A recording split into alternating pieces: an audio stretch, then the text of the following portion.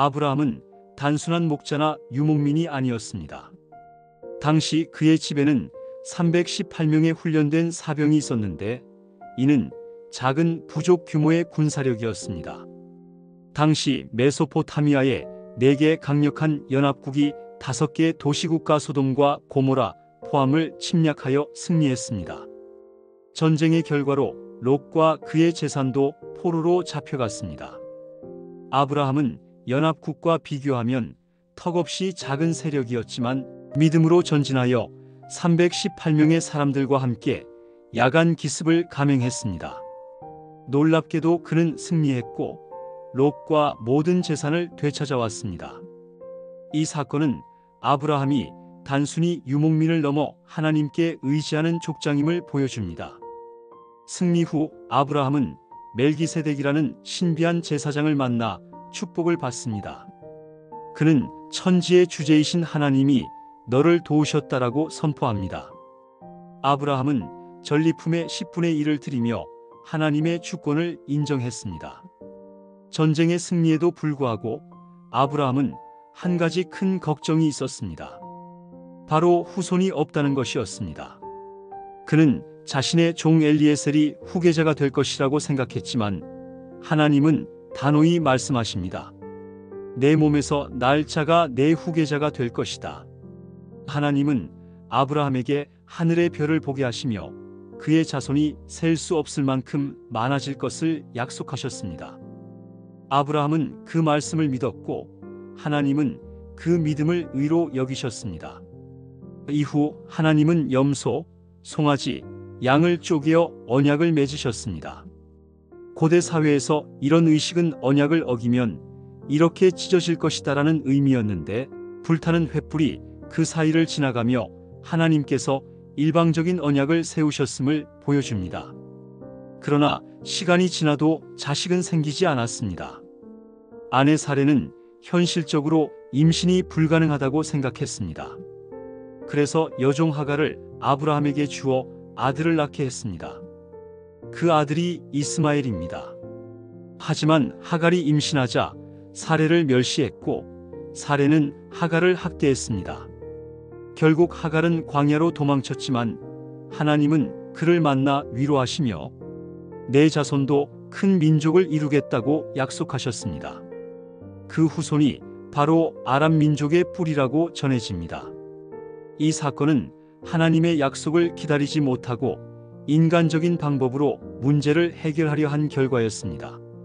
하나님은 여전히 은혜를 베푸셨지만 훗날 이스마엘과 이삭의 후손 간 갈등은 큰 역사적 파장을 남기게 됩니다.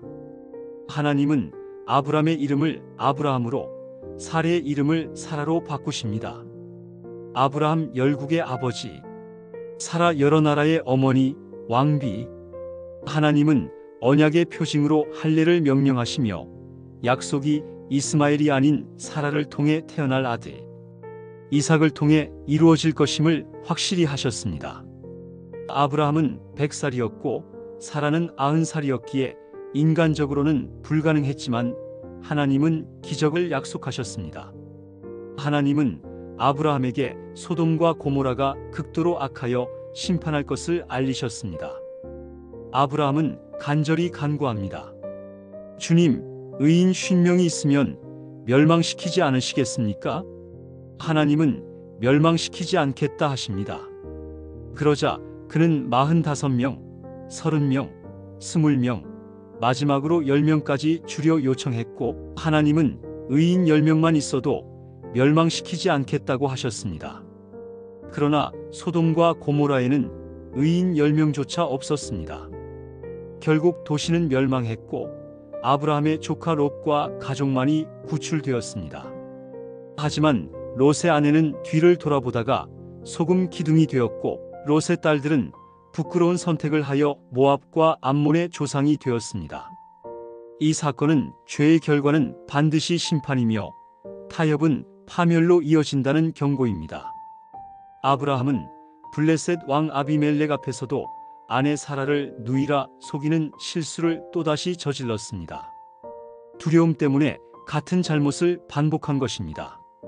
그러나 하나님은 아브라함과 사라를 보호하시고 아비멜렉에게 경고하셨습니다. 이 사건을 통해 아브라함은 여전히 완벽한 사람이 아니었음을 알 수 있습니다.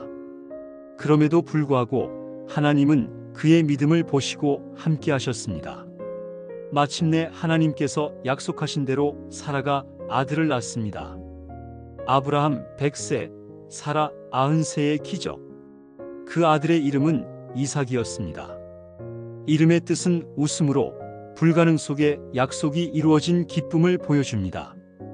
이스마엘과 이삭 사이의 갈등이 심해졌고 하나님은 아브라함에게 이스마엘을 떠나보내라고 하셨습니다. 이스마엘도 하나님께서 큰 민족으로 세우셨지만 언약의 계승자는 이삭이었습니다. 가장 충격적인 장면이 이어집니다. 하나님은 아브라함에게 말씀하십니다. 내 아들, 내 사랑하는 독자 이삭을 모리아산에서 번제로 드려라. 아브라함은 3일 길을 걸어 모리아산으로 갑니다. 그 시간 동안 마음은 충분히 흔들릴 수 있었지만 그는 순종했습니다. 제단 위에 이삭을 올려놓고 칼을 들어 올릴 때 하나님이 그를 멈추셨습니다. 내가 내 아들을 아끼지 않고 바치려 하는 것을 보았다. 이제 내가 하나님을 경외하는 줄 알겠다. 하나님은 대신 순양을 준비하셨고 아브라함은 그곳 이름을 여호와 이레라 불렀습니다. 이 사건은 훗날 예수 그리스도의 대속을 예표하는 사건이기도 합니다. 마지막으로 사라가 127세에 세상을 떠났습니다. 아브라함은 해쪽 족속에게서 막벨라 굴을 정식으로 사들여 장례를 치렀습니다. 이는 아브라함이 처음으로 약속의 땅을 소유한 사건으로 하나님의 언약이 구체적으로 시작됨을 보여줍니다. 오늘 우리에게 주는 교훈. 믿음은 상황을 뛰어넘는 선택. 아브라함은 불가능한 상황에서도 하나님의 약속을 믿었습니다. 실수해도 돌아올 수 있는 은혜. 아브라함은 반복해서 실수했지만 하나님은 그의 믿음을 보셨습니다. 하나님은 심판하시되 끝까지 구원하시길 원하신다. 소돔과 고모라 사건에서처럼 하나님은 악을 심판하시지만 의인을 건지십니다. 믿음의 절정은 순종. 모리아산 사건은 인간적으로는 이해할 수 없지만 믿음의 순종이 하나님께 큰 기쁨이 되었음을 보여줍니다. 하나님은 언제나 준비하신다. 여호와 이레 하나님은 우리의 필요를 아시고 미리 준비하십니다. 결론. 창세기 14장에서 23장은 아브라함의 삶을 통해 믿음의 본질을 보여줍니다. 그는 완벽하지 않았습니다. 실수하고 두려움에 빠졌지만 하나님은 그의 믿음을 보셨고 언약을 이루셨습니다. 오늘 우리에게도 동일합니다. 우리의 부족함에도 불구하고 하나님은 순수한 믿음을 기뻐하시고 그 믿음을 통해 놀라운 일을 이루십니다.